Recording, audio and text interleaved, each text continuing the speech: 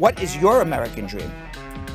My dream for America is to be loving towards each other. I know it's corny and cliched, but really just look at each other with love and compassion. America needs to become a place for everyone. It needs to become inclusive.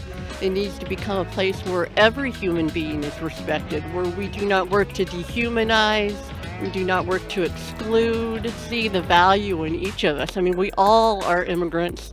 We all bring our unique perspectives and abilities, and I can't imagine an America without that. My dream for America is to be able to be the beacon that it says it should be, a place where we can all live in dignity. We need to be able to protect families and children, have universal healthcare, universal school. So this is my vision of America. Everyone has a right to the American dream.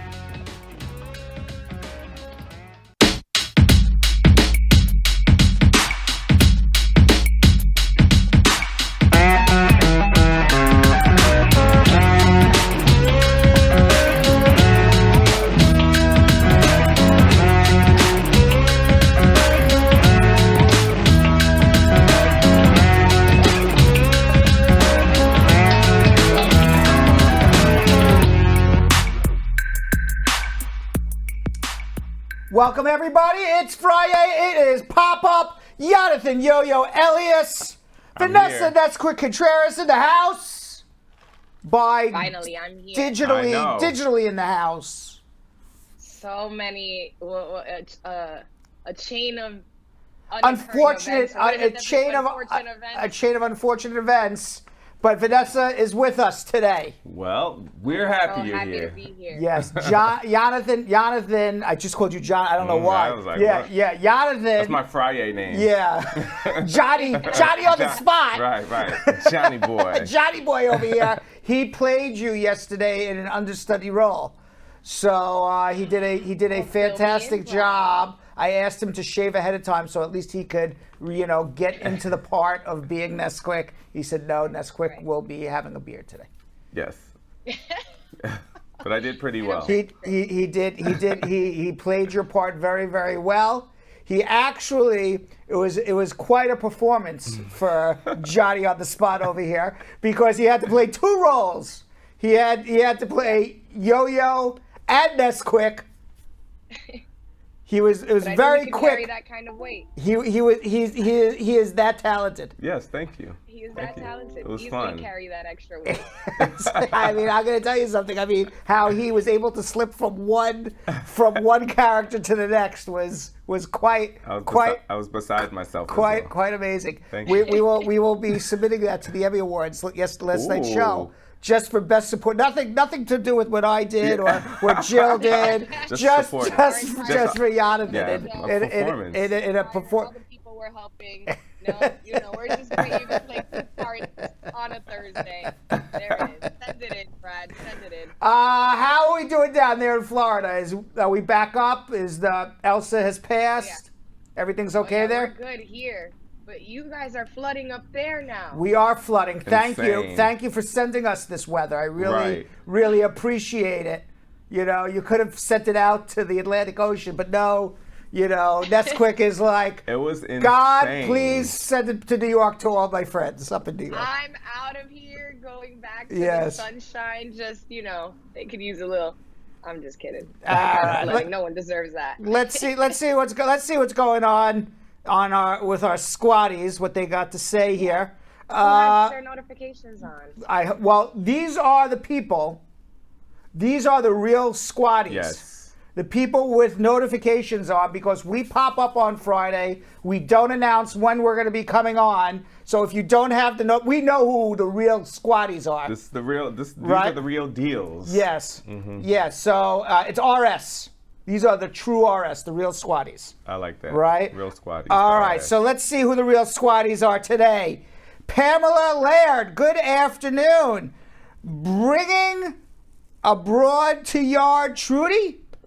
Am I reading this right? Bringing abroad to yard Trudy.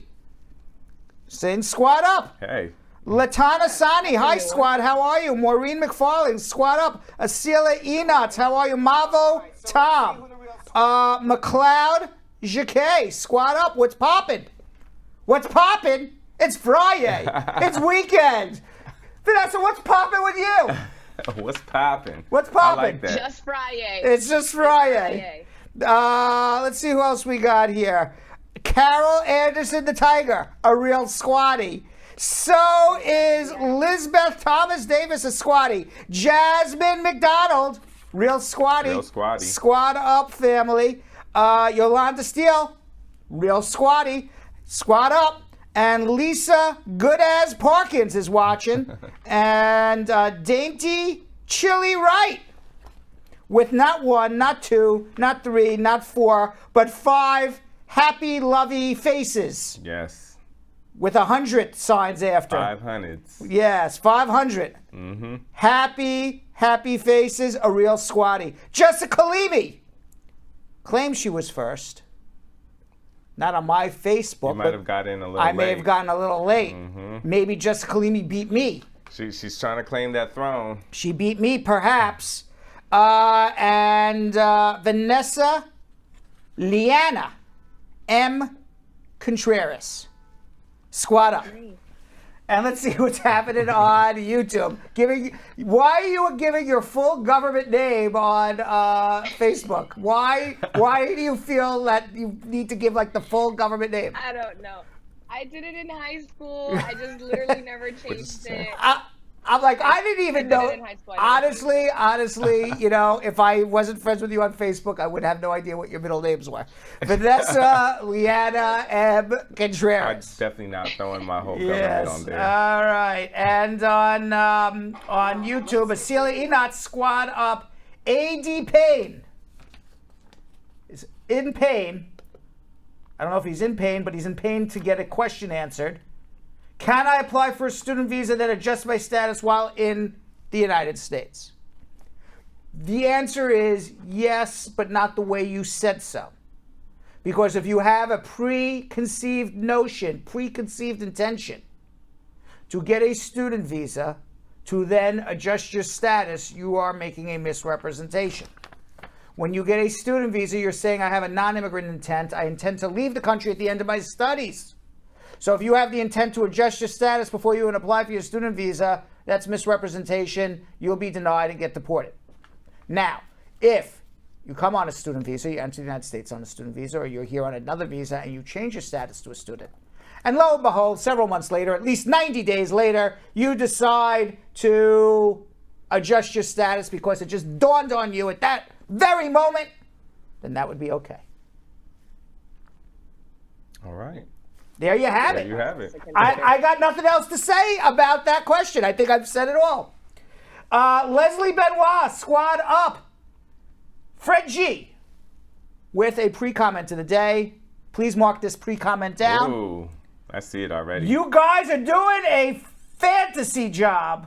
I assume it's a fantastic job. But he's It just could be a fantasy job. It could be a fantasy. Everybody would love to have this job, maybe. You're on top of your job. But please, can you explain to me this email from the National Visa Center, 120 and 60 days, F21 visa category, and priority date 30/10/2018. I don't know what email you're referring to from the National Visa Center, but if you can tell me what it says, I'll be happy to tell you what it means. All right. That was a good way to get his question answered. Yes, but we are in a fantasy job. I like that, a fantasy job. Yes, kind of like Earth, Wind, and Fire type of thing, right? You like that? Without the tights. Yes. It's Fri-Yay. Anything goes. It's Fri-Yay. Yeah. Anything goes. Leslie Benoit, squad up, Big Brad, with all your team. All right. I think we've gone through all of Everybody. the real squatties. Yes. Okay. Now let's go to the real Jonathan Elias and the real Vanessa M. Liana Contreras. Look what you done did, Nesquik. Yeah. All right, y'all, please, squad, you already know what time it is. It is time for everybody to share. Now, this is a Fri-Yay show. A lot of people might not know about this because they haven't listened to us and actually pressed that little bell notification so they can get notified when we come on. But I need you guys to help out and share. Everybody that's watching on YouTube and on Facebook, share right now. Because we're about to start schmoozing with Brad. We're going to be talking headlines and some Fri-Yay stories. Start off our weekend right with some feel good, including President Biden's newest policy regarding pregnant and postpartum undocumented women. And we'll also be giving a shout out to 14-year-old Zaila Avant-garde, the first African-American champion of the 2021 Scripps National Spelling Bee. And of course, you can call us right now to get your immigration question asked and answered. 1-800-529-5465. It's the same telephone number to call our office, 1-800-529-5465. Also, Jonathan and squaddies out there, if you ever come across my luggage in the airport, it is also the combination to my luggage, 1-800-529-5465. You can rummage through my belongings if you'd like. Look out for that. Talk about sharing too much Yes, information. can you imagine? They're like, I found Uncle Brad's luggage. Right. 1-800. Imagine, that's too many. It's a big lock then. It's too many numbers on a lock. That's a big lock. It's a big lock. All right, let's go into schmoozing. It's Fri-Yay, right? Let's have some fun.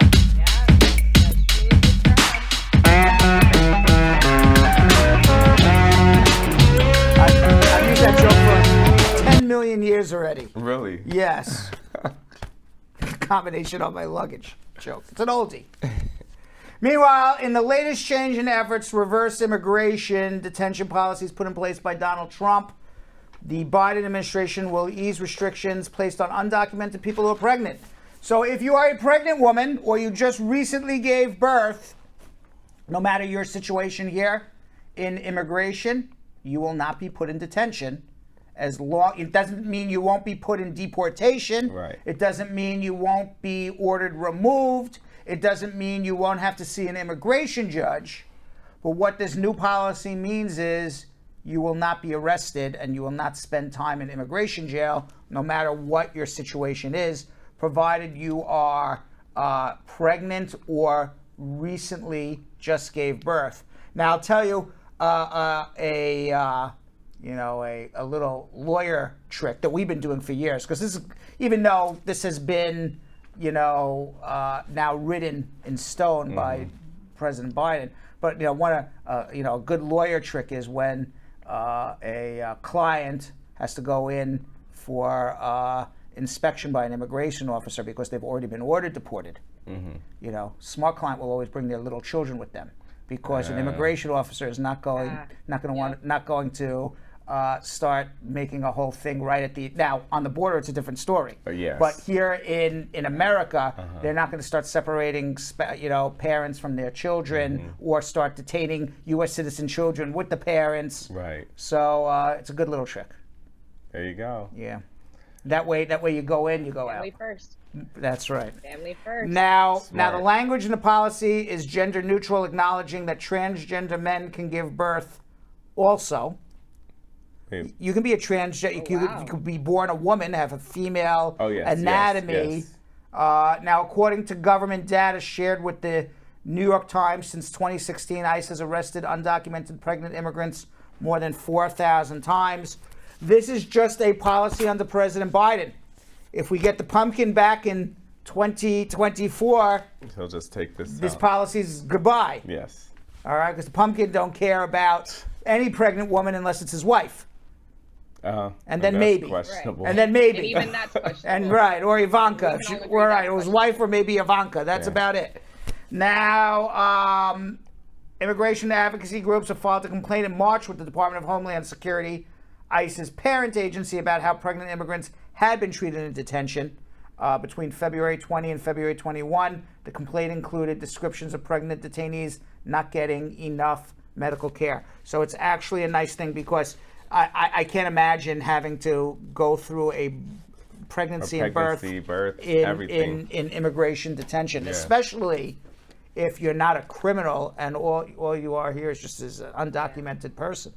It's refreshing to finally see, our country start to treat these people like human beings, like, we all said they should have been treated from the beginning. So that's good. And here's another feel-good ICE, Immigration Customs Enforcement. Whoever thought there would be a feel-good one, right? Right. Well, Customs and Border Protection, they published an image of a Border Patrol agent recently carrying a undocumented immigrant to safety after the immigrant was purportedly injured while being smuggled into the United States of America. Wow. Sector Chief Patrol Agent Brian Hastings tweeted, the immigrant suffered an injury while being smuggled to the United States. The Customs and Border Patrol agent picked her up, and I don't know how, but had to walk her pretty far to get her some medical care. So here is at least one Border Patrol agent that we are aware of that has a sense of decency and humanity. So kudos to him. It's a good job there. I hope that you know the rest of his peers don't try and kind of mess with him. Yeah, and by the way, she was she was a pretty heavy set woman. She didn't look like a thin little chicken there. Did that. That's So amazing, I mean that's a pretty heavy person. This Now is refreshing. Yeah, now according to statistics from Border Patrol, to give them their props, if you believe their statistics, because these are their own statistics. Okay. Through the end of May, they have made over 7,084 similar rescues.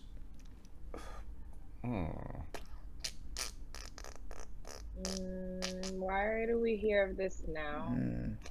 Well, we hear of it One now image. because Joe Biden is trying to change the narrative of Customs Border Patrol. You have, people from the progressive left like AOC and Representative Tlaib in Michigan who says, they want to defund ICE, defund Border Patrol. That's a lot though, 7,000. Yeah. So that's why you're getting it, because they're trying to put. And obviously this happened. I can't imagine that this was a photo op. I am sure this incident happened, but they're now, trying to publicize it to give the agency, a different spin on who they are and what they are. Under Trump, think about it. Under Trump, I just thought they all were evil. Yeah, under Trump, and we'll talk about that in a second about them all being evil and defunding. Under Trump, you come into JFK Airport, you come into Newark Airport. I haven't come into Miami internationally, Nesquik, so I don't know what it's like to come into I've come in Miami domestic, but not international. So I can only tell you about traveling into New York international. There are these huge, huge posters of Customs and Border Patrol with a safety vest, bulletproof vest, 10 different guns, a hat, a walkie-talkie, a ferocious dog next to them, and that's how they're portrayed by Donald Trump. That's y'all welcoming. That's your welcoming to New York. Well, wow. Jeez. You know what? Maybe I should get back on the plane and go back to where I came from. Me being from the United States, I wouldn't even want to see that. It scares me. Yeah. So I think they're trying to make a change, especially when you get people from the far left, and we've talked about the difference between reforming and defunding. When you get a situation where it's defund. I don't even think, as an immigration advocate, who, by the way, is no fan of ICE, Customs Border Patrol, Department of Homeland Security, I'm a fan of none of them. Okay, and there is no stronger immigration advocate than me, and Yo-Yo and Vanessa. But certainly, in my opinion, you can't just defund an entire agency. And what are you replacing it with? Right. What are you doing with it? Right. You're just going to have an open border and just let people cross. We're just going to let people walk off a plane and la-di-da, we're here in America. You can't do that. But when politicians say, we've talked about this a lot, defund, I assumed what they mean is reform, Right. but they're just using the worst word in the world. Because when people hear defund, they hear there is nobody there anymore. Right. We don't have police. We don't have an immigration official. We don't have anybody at the border. What we want is humanity at the border. We want humanity, with the police. It's the same thing. It goes hand in hand. I have to ask. Yeah. right? Like, let's really think about it. So we hear of hundreds of thousands of cases at the border every day, right? And it's like anything else when we have these conversations about the police or border patrol. There's more experience, there's more bad experiences than we do have highlighted ones like this, where it's like, oh, look, like there is someone with some sort of human sense at the border. Fine. When we hear 7,000 though, it sounds like a lot, but is it a lot? Like, I don't know, maybe there really are 7,000 cases of gestures like this in comparison to the hundreds and thousands of negative ones that But we in the year of 2000, But we don't know what they categorize as 7,000. You know, is 7,000 like, excuse me, can you point me to the bathroom? Yes, it's over there, ma'am. Okay, that's a positive. You know, who knows? You know, I can't imagine Right, 7,000 Customs and Border Patrol agents carrying Right. a heavy-set woman through In a the year. desert in a year. So we don't know what they categorize as. There's been Right. 7,000, you know, of these type of, you know, interactions. Just a little devil's advocate, you know, just so Right. we're not always bashing it, just to kind of try and reel it in and see the light, see a little light, a little hope. I just couldn't see 7,000 of this exact But case me in a either, year, me either. in the fiscal year. I'll That's what they're saying. tell you Oh, what my- I'll tell you what the problem is. Okay, it's a people problem. I thought about this. Okay. I've not read anything about this. This is my own opinion, by the way. Okay. Okay, I think both police locally, whether it's New York City, whether it's Minneapolis, whether it's Los Angeles, Miami, Department of Homeland Security, Immigration Customs Enforcement, we have a people problem there. And the people problem is that sometimes you have the wrong people in the wrong job, and sometimes you have the right people in the right job who are not trained. And I think when it comes to applying to the police academies and applying for a government job to work, there's no test that says, are you the right person for this particular job? And it got me thinking, because I read a book recently about the Israeli army. And what they found in the 1950s is that they would go and interview people, and the generals would figure out, based on their interviews or whoever was interviewing them, you're good to drive a tank. You're good to be an Air Force pilot. You're good to be the mechanic. But they were basing it on their own subjective interviews of people to say, yes, you would be good at this. No, you would be good at this. No, you would be good at that. And what they found out is that people's subjective opinions of who would be good at what through, and they did this through scientific testing and psychological testing, that even a general's subjective thought of, okay, this person would be great to drive a tank, this person would be good to fly in an airplane, Right. are not correct, because you already have preconceived notions of who people are, what people are, and preconceived notions of what they're saying back to you. Right. So you're already without knowing what they're actually capable of. you already have a bias in any Right. interview process. So even when you think that somebody would be good, somebody would be compassionate, you never know until you actually put them out there in the field or do it. And what the Israeli army found out is that even though they've been doing all these tremendous interviews to find the best person to drive the tank, they couldn't find great people to drive their tanks. So what they did is they brought in psychologists. And psychologists then put together tests that had nothing to do with driving a tank or your personality to see what would be your best fit based on these psychological analysis of you as a human being, rather than having a subjective interview by an interviewee. And once they started doing that, that's when the Israeli Air Force became considered the #1 Air Force in the world. So it Because was they were those getting, tests it was that- about getting the right people in the right seats. Right. Now, I'm not saying, we're the Israeli Air Force or anything like that, but the point being is that I think when people apply for the police, when people apply for immigrations and customs enforcement agents, you're getting an entire gamut of people, many of whom probably should not be in those jobs. Right. Because of the makeup of that human being. And I think that if you really are serious about saying we want to have a more humane, but a more humane force, but a humane force that is effective. I mean, we still all want our safety, but we all want it on a humane level.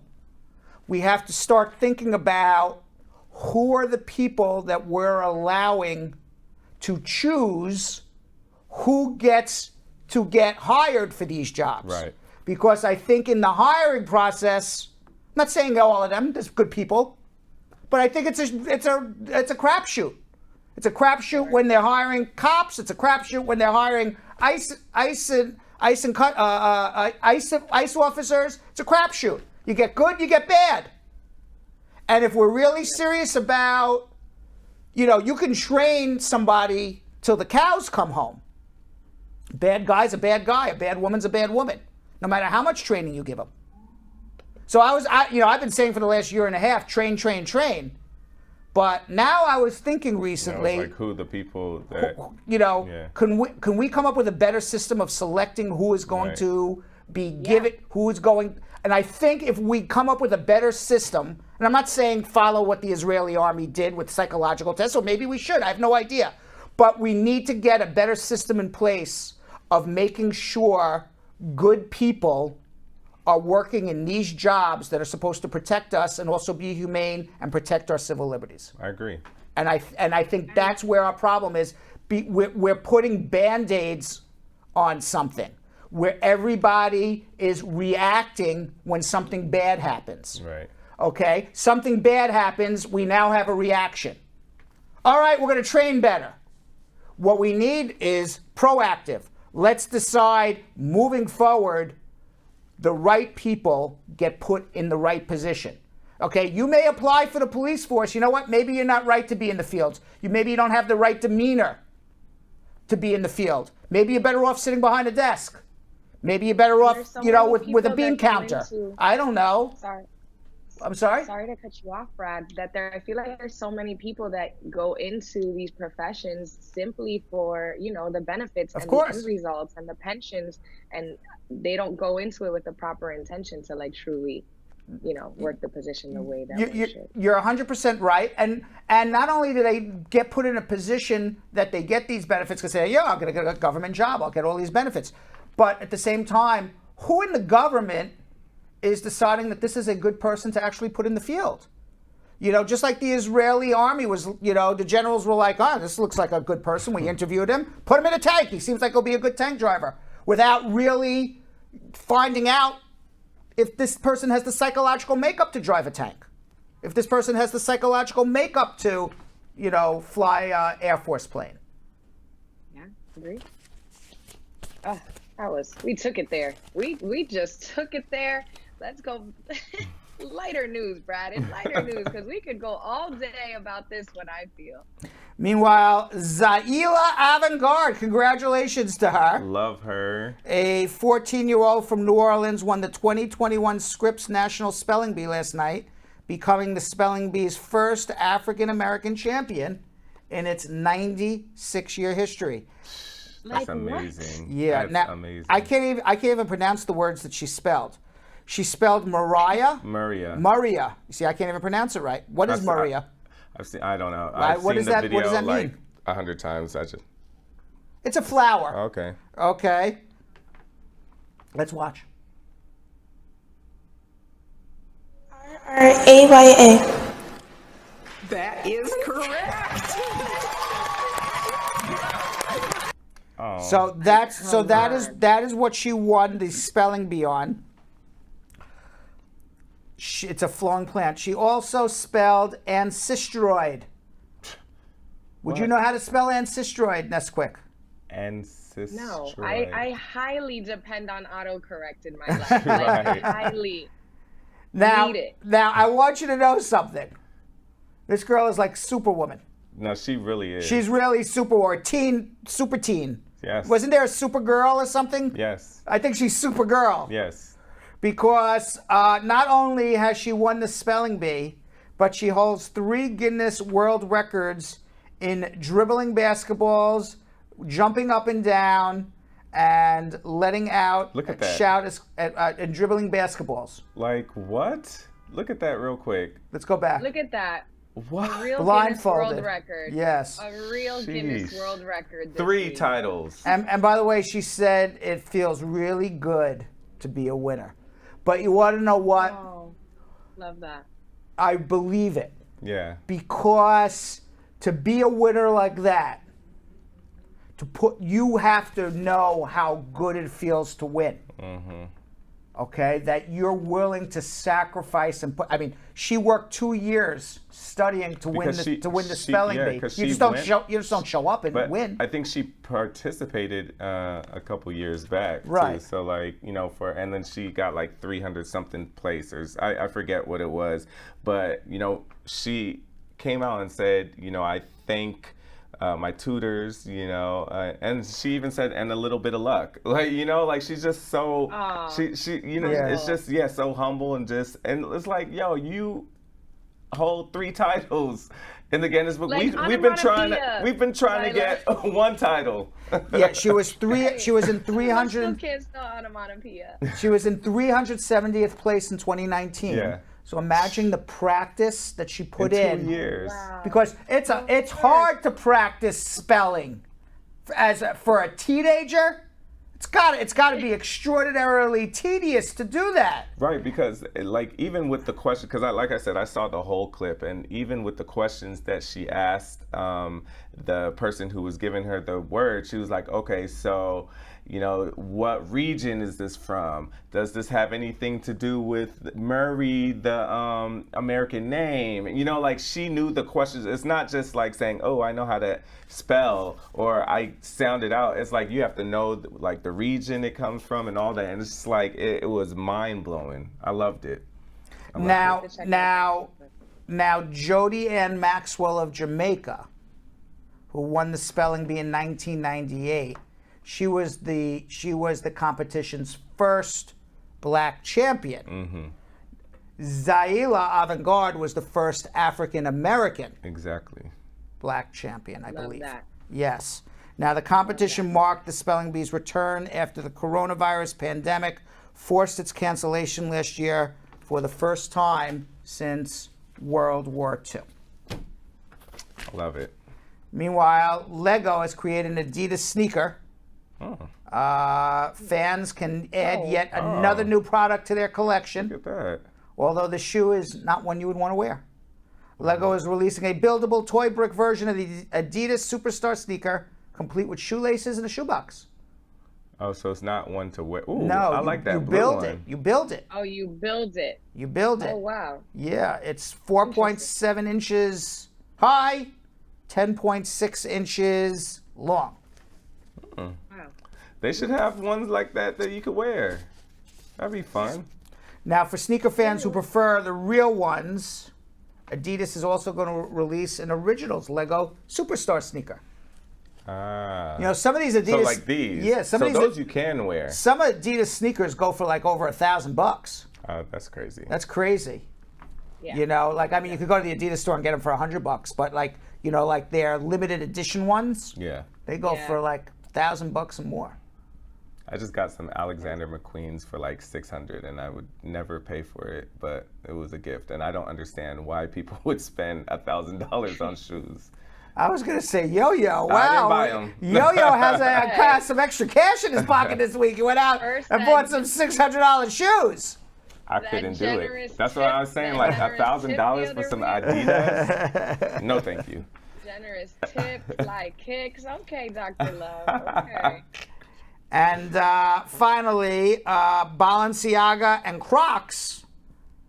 You know about this, Vanessa? No, don't tell me no. Balenciaga and Crocs. Some Crocs. Balenciaga and Crocs. So what? They put together something really beautiful and What? really ugly, and they mixed it up, and they've come together with a spring 2022 The Lego? collection, Get outta knee-high here. Croc Oh, no. boot. Get out of here. Are you This kidding is me? not it, Brad. This is not it, Brad. Are This you is kidding? not Yes, it. the Balenciaga Croc Stiletto. These are not Fashion Friday approved. These are not Fashion Those are horrible. That's, oh my I'm sorry. God. I'm What sorry. is Balenciaga thinking? What? Balenciaga? Why would... No. What I'm are they thinking? surprised. You know, it's like one of those things where you see a dog and the dog is so ugly. You're like, that dog is so freaking ugly that, you know, maybe it's cute. Maybe that's what they're thinking. That, like, this thing is like the ugliest shoe I've ever seen in my entire life. Now, I'm trying to even like imagine like Rihanna or somebody, you know, somebody very sweetie, somebody very fashion forward wearing it. I'm not enjoying the thoughts. right. Now, Balenciaga will be selling this to their suckers, their shoppers, Oh, please. at $850 No a freaking pair. way. $850 for some Crocs? That was the first collaboration they did, was $850. We don't know what and this is going to be the last. Nicki Minaj was recently rocking them. Yeah, right. We have a picture of Nicki Minaj wearing them. Yep. Well, no, those are just Crocs. Those, No, those are Croc Balenciagas. Oh my gosh. Do you think anybody in the squad, you get a free pair of Croc Balenciagas, are you gonna rock them or put them in the If closet? it was free, absolutely. You'd wear it for free? Yeah. Would you wear it for free, Vanessa? Free. It's for free. It's for It's me, name Brad. brand. Like, it's a label, you know, just like her. I mean, Now, they're having a moment in fashion, Crocs. The Kicks have seen cosigns from everyone from Post Malone to Justin Bieber. yeah, those are I'm telling pretty. you, I'm gonna get a pair. They're just so comfortable. The last time I had a pair, I was like 15. I was like a lifeguard. But they're coming back. Crocs are coming They back. are. Not with the Balenciaga. I actually though. wanted to get some Crocs too, but like, I can't see no female with Crocs in a heel. Like, it's like, Okay, now I got to make it clear that Nicki Minaj was not wearing the Balenciaga okay, Crocs. that's what I was about to say. She was just wearing regular Crocs. Okay, yeah. But reportedly caused a 4,900% spike in clog sales after she posted yeah. it. Of course. Yeah. Yeah, I can That's see free that. for sure. advertisement for Yes. So there you have it. Our Fri-Yay news. them. There we go. There you go. So what have we learned today? Jonathan, what have we learned today? Black girl magic is real. What else have we learned today, Vanessa? There's some nice people at the border. All right, I'm going to start, you know what, at the end of each schmooze, I'm going to start quizzing you. Today's quiz, what did we learn? All right, let's go to Braducation. In today's Braducation, I talk about how long an ESTA visa usually lasts and a good rule of thumb when traveling on an ESTA. Let's watch. My goal is straightforward, to make the law usable and easy to understand for everyone. All of us in the United States have equal rights and should have an equal opportunity and a right to justice. I'm here to help because I want everybody to achieve their American dream. I'm Brad Bernstein, and this is your Immigration Braducation. I'm not here to tell you what you want to know. I'm here to tell you what you need to know.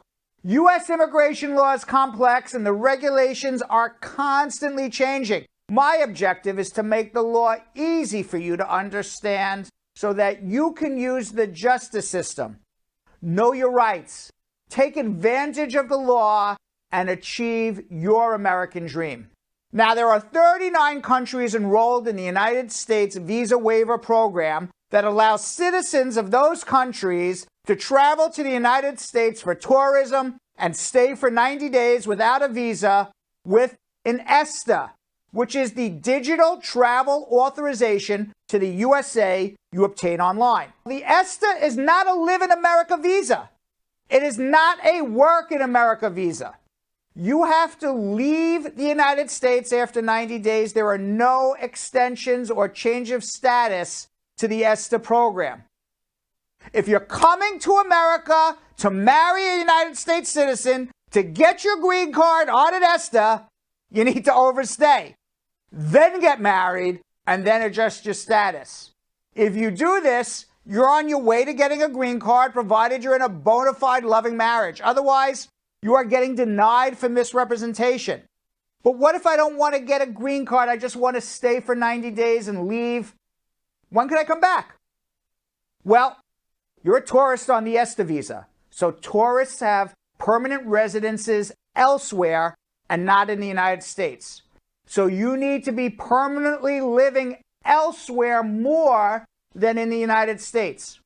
A good rule of thumb is to stay out of the USA twice as long as you're in the USA on an ESTA. So if you come for 90 days to the USA on an ESTA, stay out 180 days. Now, this is a rule of thumb and is not specific to any particular person. And remember, in most cases, the ESTA lasts up to 2 years after it's granted.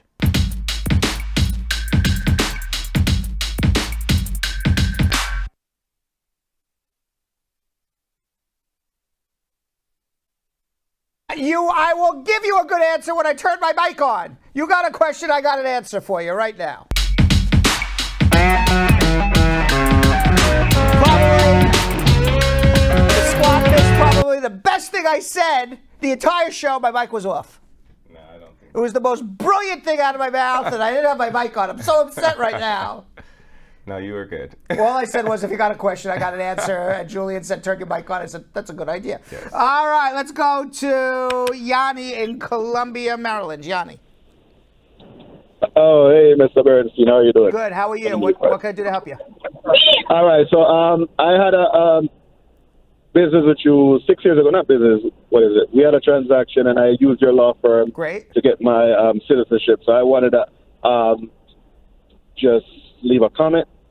So what it was, I remember I was in the office, and you told me that the price you told me was a little bit more than what somebody else told me. And I said, why would I use you then? And you said, it's like going outside. If you're outside buying a car in a Toyota dealership, you get it for a price. But right now, you're in a BMW dealership. And I remember when you said that, when you said that to me, I was like, that's interesting. And I used you. Right. And I ain't going to lie, the experience was like that, because even when I went for my citizenship, the lawyer it wasn't you that came with me, but the lady you had with me, she came, and it was so smooth. So it was really like driving a BMW. You know what I mean? So I just wanted to say that because I had an experience. So everything went well. You got everything. Yes, I'm a citizen. You got everything you paid for, and you had a great experience. So thank you very much. I appreciate it. 6 years ago. 6 years ago. Okay. Yeah, and I wanted to thank you for that. But the question I had today now was for my brother. Yes. He's actually in Jamaica right now because he was deported. Oh, gosh. He was deported before me and whatnot.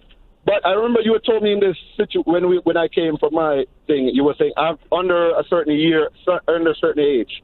Like I think it was because I came here when I was 16 or under 16, and you said if my father was a citizen, then that makes me automatically a citizen. Right. Am I saying it correctly? Under 18, under certain circumstances. Under 18. Mm-hmm. Under certain circumstances. Mm-hmm. Okay, because I feel like I'm not sure, and that's what I called to ask the consult. That's what I wanted to ask. Okay. The question was for his. All right, so your question is your brother a citizen? Did they deport a U.S. citizen? And by the way, yes. I probably in my career, no joking aside, have probably handled at least 20 or 30, somewhere in that range, people who were deported from the United States, that the United States actually deported U.S. citizens, and we brought them back on U.S. passports. So it happens a lot. It happens so many times that I've probably seen that case 20 or 30 times in my career. All right, so question for you. How old was your brother when he got his green card? When he got his green card, he was 16 years old. Okay, what year was this? 2000. In the year 2000. And who sponsored him? No, I'm sorry. It was 1996. He got deported in 2000. Okay. Sorry about that. So 1996, he was 16 years old. Yes. Okay. And who sponsored him? My mom came to America and she married her husband, which was his stepfather. His stepfather was doing the filing because my mom was not a citizen. Okay. So which parent was a citizen when he entered America? All right. So his real father is a citizen, been a citizen for a long time. But his real dad did not file for him. My mom came to America and married her husband, and her husband was filing for him. His filing was not complete when he got deported. So the filing was never completed. But his real dad that he never grew up with was a citizen. And when he came here, sorry, go ahead. Was his dad a citizen when he was born? that question, I'm not sure for the answer for that. I think so, but I don't want to say yes because his dad visited Jamaica, and that's how he met my mom. So I'm thinking he was, but I don't want to. Okay, could answer because that later. if his father was a citizen, so if he came when he was 16 in 96, he was born in 1980, law says that if you are born to a foreign mother and a U.S. citizen father, and your U.S. citizen father lived in the United States 5 years before your birth, at any period of time after the U.S. citizen's father, age of 14, that automatically confers U.S. citizenship on you. So that's one route to look. The other route to look, I assume the father was never married to the mother. No, never. Okay, so that route is no good because the laws changed in 2000, and prior to 2000, to gain citizenship through the father, either the mother would have had to have passed away or the father would have had to have custody of him through a divorce. So none of that. None of that's the situation. So what you would want to look at is the first situation. When he was born, when your brother was born, he was an automatic U.S. citizen, just never knew it because his father was a U.S. citizen who was living in the United States 5 years prior to his birth. I'm going to check into that. And then if that's the case, then call us for a consultation and we can start talking about how we're going to prove all of this to get him. And then he's going to walk into the U.S. Embassy. Where's he, in Jamaica? He's in Jamaica right now. Then he's going to walk into the U.S. Embassy in Jamaica and get a U.S. passport. I'm sure he's not Hannibal Lecter, but even if he was Hannibal Lecter, he's entitled to a passport in that situation. And you told me that too back when you were saying everybody's qualified for one mistake. If you even have a one mistake, I think you told me that you taught me that when I did my situation. You told me one mistake, people, So, but in his situation, he was a citizen. So, if when he was born, and it gives me, I would say definitely look into it because if you're telling me that the man, was in America and flew back to Jamaica, had a relationship with the mother, and his birth, it's very possible he was a citizen when he was born. And that's where we're going to find that out. All right. But yeah, I definitely remember that story that, when you told me the BMW dealership, it was funny. That sounds like something I'd say, yeah. And it was like driving a BMW, and I thank you for that because I've been a citizen right now. And, back when I came to you, I was in some legal troubles too, and you were explaining, you're a very good lawyer, and I just wanted to take the time to thank you because I did thank you that time, but when they told me there was an ear show, so yeah, the question I could have paid the $200 consultant fee and talked to you another time, but I wanted to make sure I gave my thank you very much. It's my pleasure. that. My pleasure to talk to you for free. Find out that information and then pay the consultation if it's a positive thing. Okay, Mr. Bernstein. Thank you again. Be well. All right, have a good one. Yeah. All right, let's go to Ola in South Amboy, New Jersey. Hello. Hi, Ola. Thank you. Actually, my situation is this, and I've got two questions to ask on that situation. About 2 years ago, my spouse filed an I-130 for me while she was an LPR. Mm-hmm. But recently, she became a citizen, and I decided to upgrade by sending in my I-485. Like 2 weeks later, I got an approval as an action on the I-130. Recently, the I-130 was approved or sent to the NVC. We have since written to that effect for the NVC to send it back to Did you file USCIS. a new I-130 with the adjustment, or you gave a receipt notice? The initial one. You gave the initial one. Yeah, you just have to write the National Visa Center and say I have an adjustment pending with this case. Please transfer it. That's fine. Yes, we did that. So my question, and this morning, I also got RFIE for my I-485. I wonder why, because it was just fingerprint money received or something that was on it before. But now I just saw an RFIE, which I'm waiting to get the letter. Now the two questions is the could the RFIE connected the complaint? I have no idea until we read what it says. It's an RFE, request for evidence. Okay. So what you need to do is wait for it and then call me back. Okay. But the second question is that the approved I-130 approval that was sent to the NVC, would I still need to go through an interview? Is it likely when it gets back to USCIS Yes. because it's already been approved? Yes, you will still need an interview.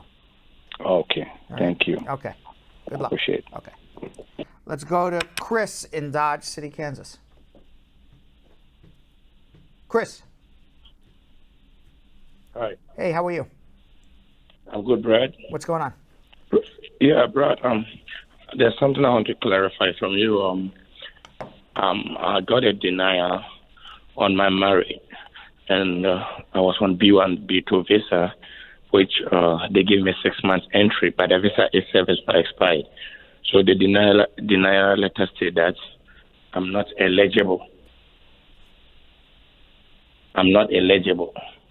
So I want to see what is the way forward. You filed an adjustment on a marriage. Why was your case denied? I don't understand. Yeah, I filed an adjustment. The one I-130 and the I-485 why was it denied? Just because they said you're not eligible? Yeah, they said. Yeah. Who sponsored you? Who sponsored you? Come again? Who sponsored you? Yeah, my wife. Is she a resident or a citizen? She's a citizen. So you are eligible. I don't know what they're saying. There's another reason besides that. What's the second reason? What's the other? That's the only reason they said you're not eligible to adjust if you're married to a U.S. citizen? Yeah, for my B1, B2, because they said I was supposed to be out of the country before I thought, but at the time they gave me the 6 months. No, something is wrong. You are eligible to adjust. If you come here on a visitor's visa and you stay here out of status for 39 years, you can still adjust. So I'm not sure what you did wrong or what immigration maybe made an error. Maybe you did everything right. This is what you need to do. You need to have a consultation with me. Send me the denial letter. We need to refile a new adjustment application for you immediately. Fix the problem before you get put in deportation. Hold on 1 second. Okay. Let's go to Jamie in Brooklyn. Hello. Hi, Jamie. Hi, Brad. How are you? Good. What's going on? Good. I got 2 questions for you. The first one is I'm a permanent resident in 3 months, and now I want to travel to my home country, but the issue is my green card and my passport doesn't have the same last name. So I want to know. Is it because of a marriage? Is that why? Yeah. Yes. Just travel. Yes, just travel with your marriage certificate. Huh? Travel with your marriage certificate. You're fine. Okay, so the second one is, can I change my green card to my maiden name? Yes. To match them both? Yeah, but it's going to be months before you get it. A month? Not a month, months with an S. Okay. You can travel you could travel with your married name in your green card, your maiden name on your passport, and your marriage certificate to show, look, maiden, married, maiden. It's perfectly fine. All right. All right? Okay. All right. Thank you. You're welcome. Let's go to Jess in Atlanta, Georgia. Hello. Hey, Brad. Hi.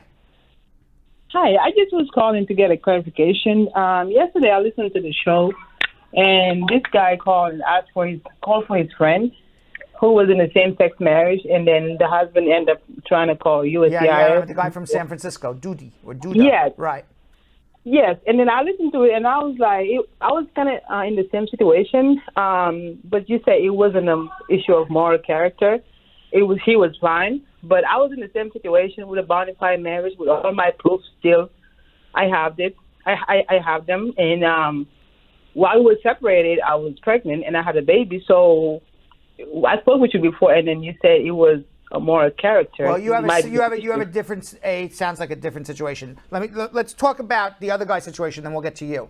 That guy's situation was he was in a same-sex marriage. He had a 2-year green card. Then he made an application to remove the conditions of his residence.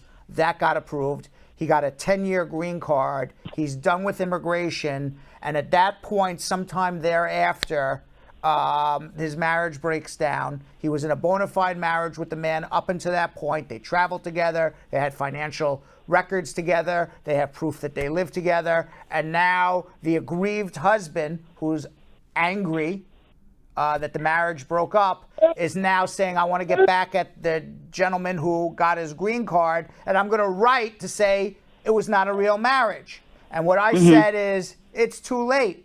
He could write whatever he wants. Immigration's already looked at this marriage twice already. They gave you a 2-year card, a 10-year card. nobody is looking back at this marriage again and is going to take your green card away. But when you file your citizenship, that letter could possibly be in your application, maybe not. Be prepared to prove that it was a bona fide marriage. They'll ask you a few questions, but they're not going to do a full investigation. So I told him he's absolutely fine. Yes. Okay, now your situation, you were in a same-sex marriage, and what you told me is you got pregnant. So obviously... No, it's not a same-sex. It's a traditional marriage. Okay, yes. And you got pregnant with your husband's baby or with another man's baby? It was another man's baby. So now the question becomes... After the 10 years. After the 10 years. Okay. Yes. So the marriage broke up at that point. So... Yes, it broke. So that happens. So again, the situation is after you get your 10-year green card and immigration has already approved it, ex-spouses can write immigration all they want. Nobody's coming to investigate you. The only time this issue would come up again is when you do your citizenship. Be prepared to prove that your marriage was real. They may have some questions about it, but I don't think they're going to go, it's not going to be, they're not bringing out, every investigator in the local area to go figure it out. So you'll be fine. Okay. All right, and I just wanted to clarify. Now, if, for example, I'll give you, I don't know when the baby was born. Let's say, for example, you remove the conditions of your permanent residence, I'm making up, December 1st, 2020. And in February 2021, you give birth to a child that is not your husband's child. Well, you can do the math and say, wait a second, you got pregnant with another man's child before you went for your interview with your husband to prove it's a bona fide marriage. So now they may have other questions about, an issue of fraud at the time of your interview. Not to say it was fraud, but they may have questions about it. That's different than, that would be different than you remove your conditions December 1st, 2018. Let's say if I remove it August, if I removed it I signed my paperwork on August 2012. That's when I signed my paperwork. And then... When was the case approved? I got my card, I think around April. Of what year? That's the time I got pregnant. April of what year? 2013. And when was the baby born? December 2013. Okay, so right around the time that you got approved your marriage, you had an extramarital affair. They will have questions about it, for sure. Yes. But as long as you're in a bona fide marriage, people, we just talked on Hump Day 2 days ago. I think it was like, what was it, 40% of marriages? Yes. Have extramarital affairs, so it's not unheard of. Yes. It was, it started getting abusive and crazy, and then I just, you gave that example one time. So are you a citizen now? No, I have my interview coming up next month. So you may want to speak to a lawyer about questions that may come up at your interview. Okay. All right, hold on one second. Especially if you're in Georgia. They're very hard in Georgia, immigration. Yes. Hold on. All right, let's go to Eduardo in San Jose, California. Hi, Mr. Brad. How are you? Good. How are you? It's so funny because she was just talking about me on the previous call. Oh, remember yesterday? That was your friend. I thought for my friend. Yes. Yeah. All right. All right. So funny, man. Well, I guess you're a big topic of conversation. What can I say? Yeah. No, I'm just calling because I'm in San Jose today, and my friend is gonna get married to her husband, and she has an 8-year-old child. So what do they need? Both of them need 2 485s and 2 I-130s, and that's it? All right, so this is about somebody else now, right? Not you. Yeah. So you have a friend who's a woman who's marrying a man in a traditional regular marriage. And she has a child. So you're going to file one full adjustment for her and a separate full adjustment for the 8-year-old. So yes, I-45 I-130 for wife, I-45 I-130 for stepchild. And they can also do the 765 for the kid and the I-131 for the kid. Yes, even though the child's not going to work, you do it anyway so the child can get a social. Oh, so he can travel, right, with her? Yes. Okay, so it means 2 separate fees, one for her, one for the kid. Correct. Awesome. Okay. All right. And by the Thanks, way, Brett. I love your show, man. by the way, the fee for the kid is less because they're filing an adjustment together. So the fee for the wife is $1,760, but the fee for the child, because the child's under 12, is $750 plus $535, whatever that adds up to. So because he doesn't pay the biometrics, I believe, no, right? Right. So it's $750 plus $535 for the child. They get a reduced fee, and the mother's $1,225 and $535, which is $1,760. Awesome, Brad. All right. I was just wondering, why are you guys doing the show earlier today? I just got the notification. Because it's pop-up Fri-Yay. It's Fridays, and on Friday we all like to have fun, so we do it earlier. We pop up, and we give special extras to the people who follow and subscribe. They know we're on. Other people, you don't subscribe, you can't find out about us till Monday. Sounds good, man. Well, I hope you guys have lots of fun, man. Thank you. Thanks Thanks so much. Thanks. Have a good one. All right, let's go to Stacy in Fort Lauderdale, Florida. Stacy. Yes, hello. Hi, how are you? Brad. How you doing? I'm okay. How are you? Good. Well, because my husband filed his N400 application for citizenship 4 years ago, and he never got approval, but he did pass the test and everything. And it's been because he got arrested 5 years ago. This month made it 5 years. But he did the application for citizenship 4 years. It's going on 4 years. And he was the only thing that he didn't. What was the arrest for? Battery. Okay. But the case was dropped. It was dismissed. Dismissed, yes. And that's the only thing he has ever had in his life? The only thing.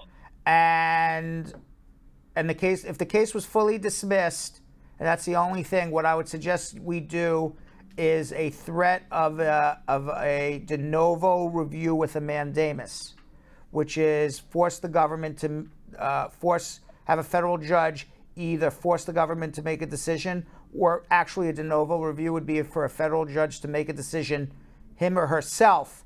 If you went for a citizenship interview and your case is pending more than 120 days by right, by statute, by law, 120 days, no decision on your citizenship, you have a right to take the case out of the government's hands and ask a federal judge to make a decision. It's 4 years. But do you know why do you know why that happened? Because it's been 4 years. I think maybe because he actually had a case, so it had to be, go up the flagpole, speak to a supervisor. As soon as you have any sort of arrest situation for citizenship, the decision's not by the officer who interviews you, it's by a supervisor. And I guess somewhere in the bureaucracy, the case got lost.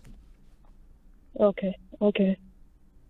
All right, so now it's time to threaten de novo review or actually do it, threaten a mandamus, actually do it, or some combination of the two. Do you think they're waiting for him to have like the 5 years? Because he's got 5 years. No, I think they completely forgot about him. It has nothing to do with that. Okay. Thank you. Okay. All right, and by the way, if you didn't have an opportunity to give us a call and you would like to ask me a question, you could always follow me on Instagram at @RealBradBernstein. You follow me on Instagram at @RealBradBernstein. You could drop me a DM. I'll be happy to answer your immigration questions. You could also follow us at Bradshaw Live. You follow us at Bradshaw Live. You don't like an hour pop-up, but you can handle 30 seconds of us, then follow us at Bradshaw Live on Instagram. Of course, you can also follow us on TikTok at Bradshaw Live. Get all the best information. It's very fast. A lot of our speed rounds, a lot of immigration content. Follow us at Bradshaw Live, our fastest growing social media platform. And Jonathan Yo-Yo Elias. Yep, you guys can follow me at Jonathan Elias TV on Instagram. And you guys can find me at Vanessa.Contreras TV. All right, so let's get to some social media check-in. All right, our first one comes from Sashay Kens, a Brad Squad VIP member. After the documents requested by the embassy have been sent in following an interview, how long before they respond? It's supposed to be less than 120 days. John Adal, another Brad Squad VIP member. I have a pending VAWA case and a valid advance parole. Can I go on vacation overseas with my advance parole, or is it only for emergency purposes? Enjoy your vacation. Jake Avant-garde on a Brad Squad VIP member. I am a permanent resident here in the U.S. I got in trouble back in 2014 or 2015. They charged me for a third-degree felony of burglary. Can I still apply for U.S. citizenship? A third-degree burglary, if you spent more than a year in jail, you're an aggravated felon and you would be barred from becoming a citizen. AD Payne on YouTube. To follow up on my last question, is it possible to get a student visa while my I-130 is pending? No, because you've already shown an intent to get a green card. Rolls Royce on YouTube. If I was denied entry into the United States for overstaying a B1, B2 visa, can I file a I-601 waiver for a legal re-entry back into the United States? Wait, he overstayed. Was denied entry into the United States for overstaying a B1, No, B2. there's no 601 waiver for re-entry. It would be a 212 waiver, but only when you qualify. So when would they qualify? When 5 years after the inadmissibility. There you go. Kimberlyn Burris on YouTube. Can a parent apply for a visitor's visa while their child's adjustment of status is pending? The section on the DS-160 Act. No, you can't apply for a visitor's visa if you have application pending for your green card. All right. And our last one, Denisha Joseph on Facebook. What's the delay regarding F2A visa getting approved? Trump cut 70% of the staff at immigration, COVID, budget cutbacks, mix it all together, huge delay. All right. All right, guys. Now, in today's Attorney Close-Up, partner and immigration attorney Shannon LaGuerre-Maingrette tells us what people filing for their adjustment of status should keep in mind, even though Form I-944, the Declaration of Self-Sufficiency, is no longer required by USCIS.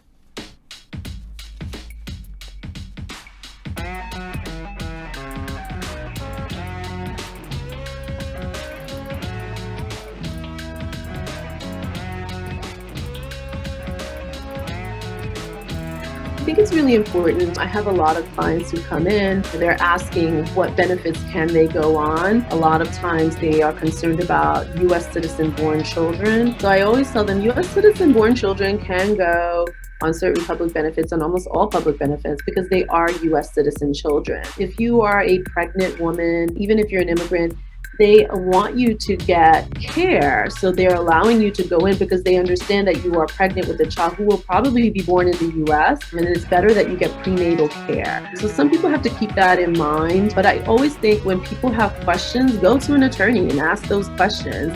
This is going to benefit my family and I, but is it going to hurt me in the future if I apply for a green card? Or if you have a pending application, what can you do?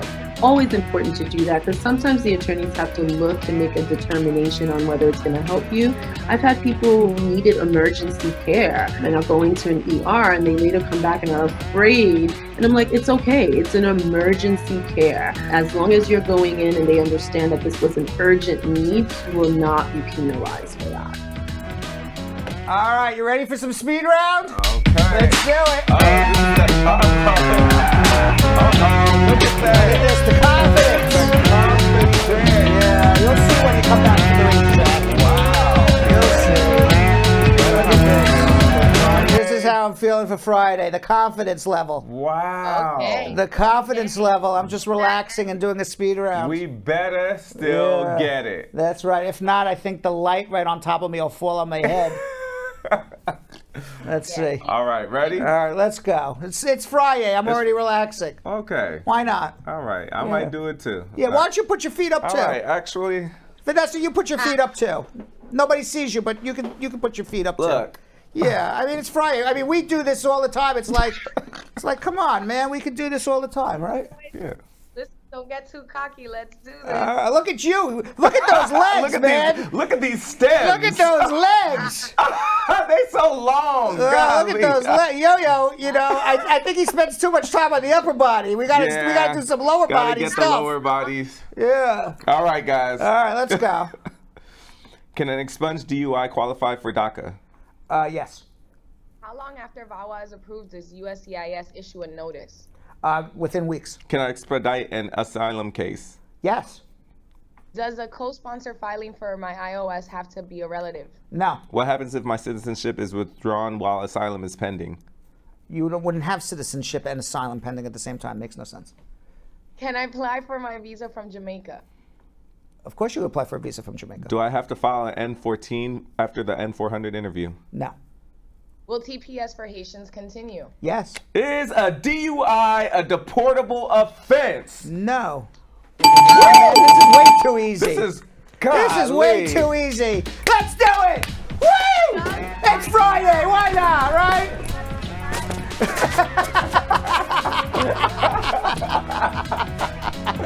Yo. Oh man. Where's the 1942? Let's get out the drinks. That was way too easy. I needed to be on the big screen in the back. I needed to. Oh yeah. You should have been. All right, Vanessa. Soon enough, you'll be back with us in studio. Your next trip up to New York. All right. Comments of the day. Yes. You like that? We did it relaxing today. That's how cocky we are. We've been doing really good. Yes. This week. Yes. All right. Our first comment of the day comes from Paulette Bryce Cameron saying, Brad, you do not just give us information on immigration, but every little thing that's going on around the world. Brad, I appreciate you. Vanessa and Yo-Yo, I love you guys. It's like a family over there. Have a blessed weekend. Yes, thank you very much. It's really nice. Thank you. I like that one a lot. It's like a family. Yes. Comment of the day from Linda Shaw saying, thanks for sharing your experience. Job well done, Uncle Brad. Kudos. All right. Thank you. Appreciate it. And our last comment of the day. Before the weekend starts, Yulene King says, hey, Brad, Yo-Yo, Vanessa, squad up. Happy to be on today. You guys are a true gift to the immigrant community. You give people hope. Brad, you're the god of immigration. Your positivity is infectious. Aw, thank you very much. All right, everybody, have a great weekend. Quick programming notes so everybody knows. Next week is our last week for July. Then we're going to be taking 2 weeks off, I think. 2.5 weeks off. A hiatus. A well-deserved hiatus. Yes. For the entire crew. So make sure you watch next week. It's going to be our last show until early August. So make sure you tell a friend to tell a friend to tell a friend. Watch us next week. Have a great weekend, everybody. Monday's Fuzzy Monday. We'll get all fuzzy then. Vanessa, enjoy Florida. Yo-Yo, enjoy your whatever you may be doing. I'm a chill. Yo-Yo, one thing I know he will not be doing is chilling, but whatever he will be doing, he doesn't chill, this guy. But we'll see you all on Monday. Thanks for watching. So, Sam, as part of the production, we have to say this disclaimer at the end of the show. Do you mind reading it for me? Okay, but you know, Brad, I have to do everything around here. It's bad enough I've got to remember everything that happened on the episode from the previous day. Forget it. I'll do it.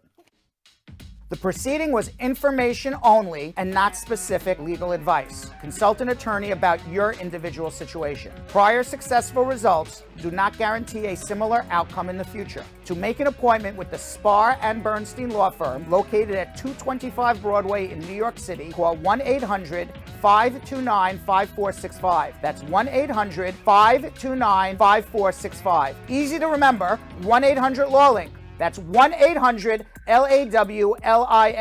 Once again, make a call to 1-800-529-5465. And of course, link up with the law offices of Spar and Bernstein, located at 225 Broadway on the 5th floor. If I were you out there, make the call, make the link, make the connection, make it Spar and Bernstein. 1-800-LAWLINK. That's 1-800-529-5465. 529-5465, and now conveniently located in Hartford, Connecticut on 1 Congress Street. Visit us in Connecticut or in New York at 225 Broadway. That's 1-800-529-5465, 1-800-LAW-LINK, 1-800-529-5465.